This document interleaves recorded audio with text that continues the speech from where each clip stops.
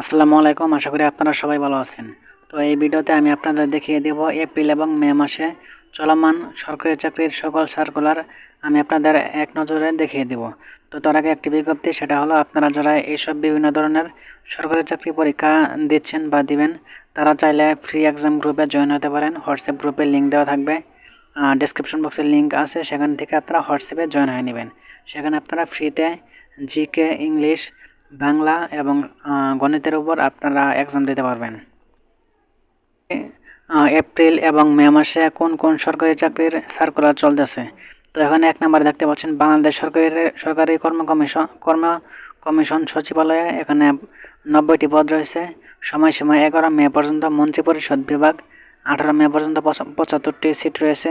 তাছাড়া বাংলাদেশ পল্লী উন্নয়ন বোর্ডে দেখতে পাচ্ছেন 110টি, বাংলাদেশ নৌবাহিনী 110টি, তারপর ফায়ার সার্ভিস ও সিভিল ডিফেন্স 197টি। তারপর দেখতে পাচ্ছেন নোয়াখালী কর কমিশনের কার্যালয় 122টি রয়েছে, নরসিংদী কর কমিশন।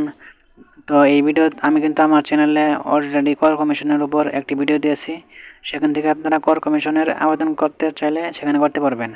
তারপর দেখতে পাচ্ছেন কারা অধিদপ্তর, যুব উন্নয়ন অধিদপ্তর, মোংলা কাস্টমস হাউস, তারপর পল্লী বিদ্যুতায়ন বোর্ডে কিন্তু 1035টি পদসংখ্যা রয়েছে। তো মোট এই মাসে, এই এপ্রিল এবং মে মাসে যে আবেদন, সরকারি চাকরির জন্য যে আবেদনগুলো করতে পারবেন, সেগুলোর মোট 2756টি পদ রয়েছে। তো চাইলে আপনারা এই আবেদনগুলো করতে পারবেন।